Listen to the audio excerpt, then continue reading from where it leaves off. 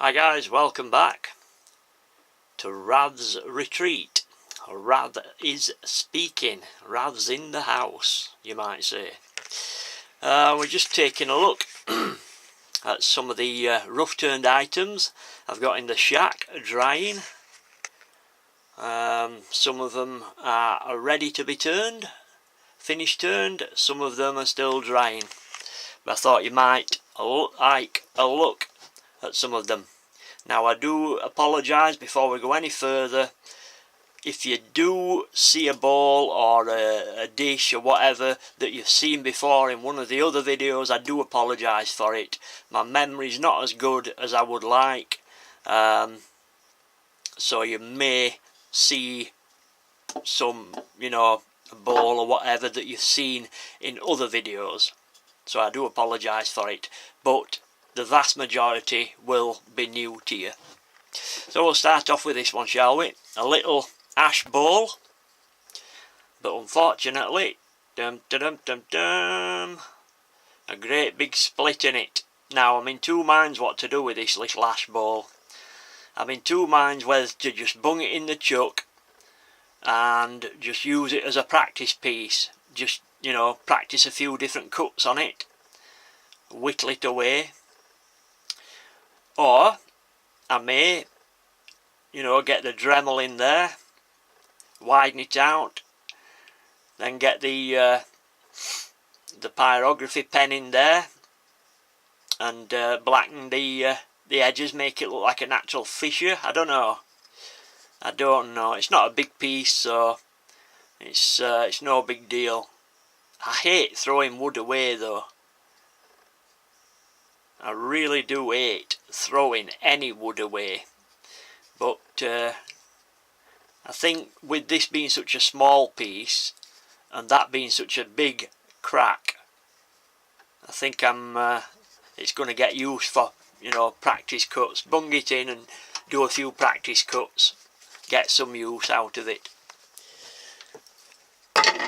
Right, moving on. Next one, we've got this laburnum bowl, a little laburnum bowl. Laburnum is a beautiful timber to turn. If you've never turned it, you really are missing out on something. It's beautiful. It's such a hard, heavy wood, but yet it turns so easily. And you've got such a lovely contrast between the dark inner wood, the heartwood, and the light, creamy coloured sapwood. You can see some of the look at that, the differences in the wood there. Look, different colours within it. Beautiful. Really is a smashing wood to turn. If you ever get offered some, I would snap at it. Snap their hands off. This is a little bowl. It may well end up on my mother's dressing table or something like that, as a little pin tray or a little knick-knack tray or bowl or whatever.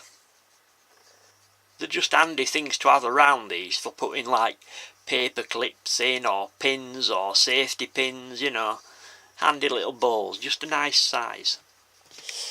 But of course, once it's finished turned, all that super glue, you'll not even be able to see that it was ever there.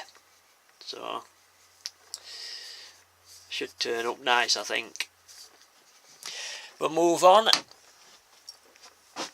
Next up, we've got this little silver birch bowl, shallow bowl. This is a core from a larger blank. If you are thinking about getting a coring device, I would say, jump at it. Although they are quite expensive, they do save you quite a lot of money in the end.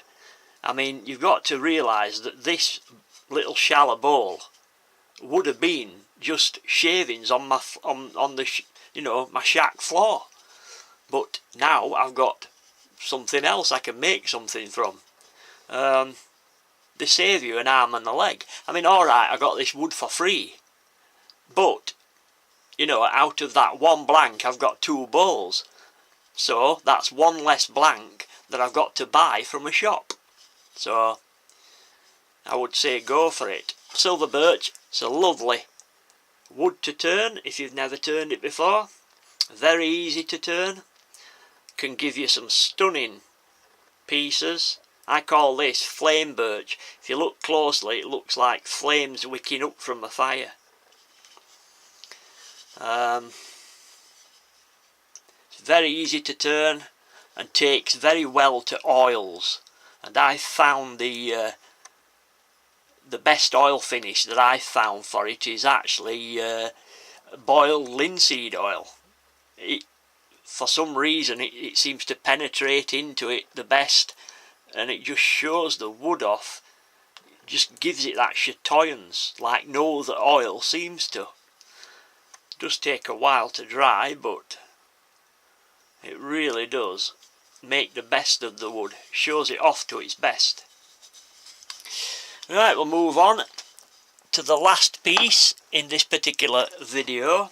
It's not the last piece I've got to show you, but this particular video will end it after this one and start a fresh video, so we don't run over time.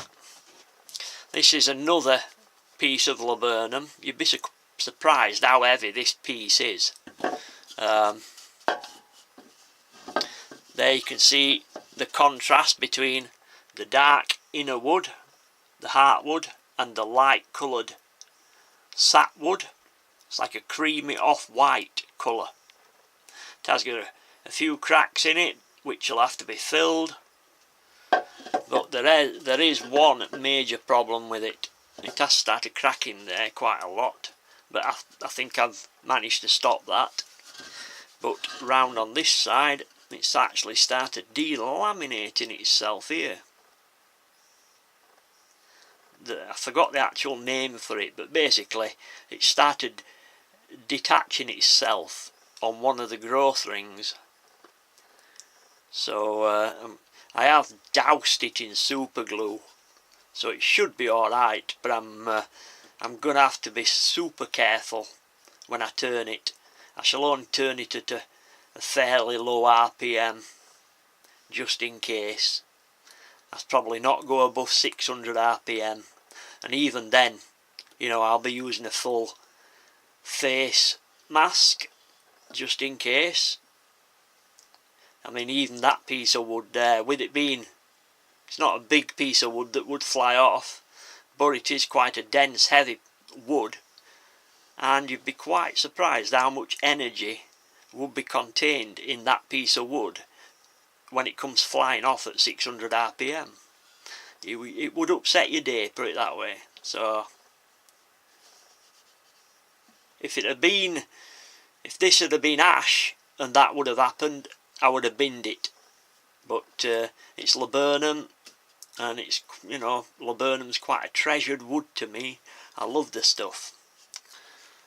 That bowl, I bet it weighs going on for £4 in weight there, believe it or not. It's such a dense, heavy wood. It's one of the few woods we have in the UK that's so dense and heavy like this, and have got such a contrast between the inner and outer wood. Right guys, we'll end that video there on that note, and we'll start a new video. There's a few more pieces I want to show you before we end this session. Right guys, I'll catch you later in a few minutes. Take care in your workshops, take care of your fingers, your eyes, and most importantly your lungs. Why? Because it gets hard to breathe without them. Take care guys, catch you later.